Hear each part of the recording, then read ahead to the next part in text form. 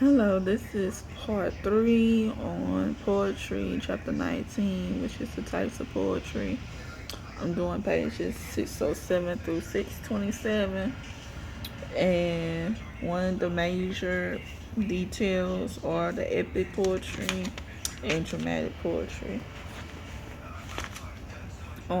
Epic poetry, it also says the only way it could be epic is that the poetry was an oral and a oral, spoken and heard art form rather than a visual entity or a series of lines transcribed on page 616 in the epic poetry, which is basically the audience listened to but not could not read them because until the last 4th century these epics was not written down. So back in before Christ ages in the 4th century, there wasn't any paper at the time. So basically, all they did was say it out loud about their poems. And on one of them, it said one portion of the epic narrative derives from or is connected to the notion of community and collective hearing. Which basically, if I'm being epical, you have to be very,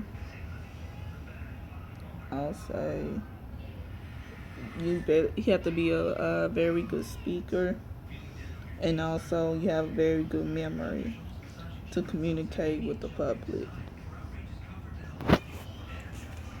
And it also say before television and before radio and really before typewriters and computers and all of that, the ability to stand up in public and speak was very important.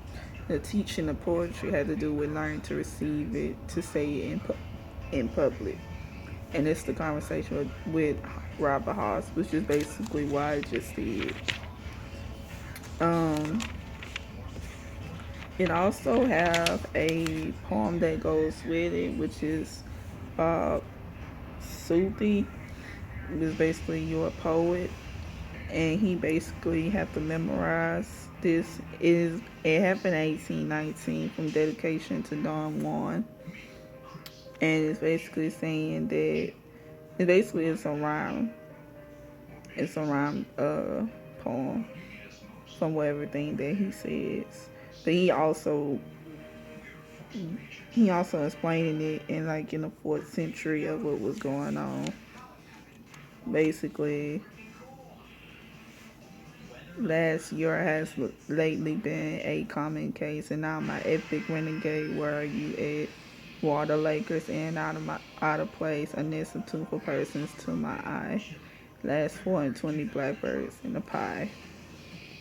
Which basically gives it a foretelling stories of what happened in the 4th century, back when he was younger.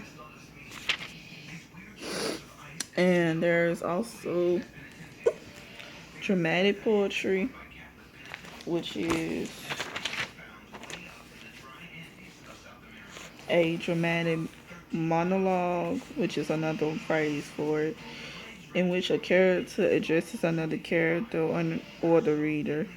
It is offshoot of the epic form and the third of 3 categories.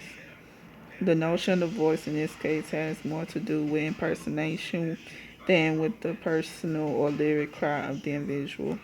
It also assumes the mask or the persona of a character, not his or her own. And it also creates a character engaged in a soliloquy, much as might as a playwright. And so the quote on that one on page 620 is it says, in our culture becomes more and more difficult for us to enter into imaginatively at least the conscious of others, well, the consciousness of others. Literature is a way of doing that. That's from Carolyn Fortre. And the poem over here is called My Last Duchess by Ferreira, which is basically he talking about his ex-wife that he had, And he also calling her the last wife, was basically she possibly died, and he ended up marrying somebody else.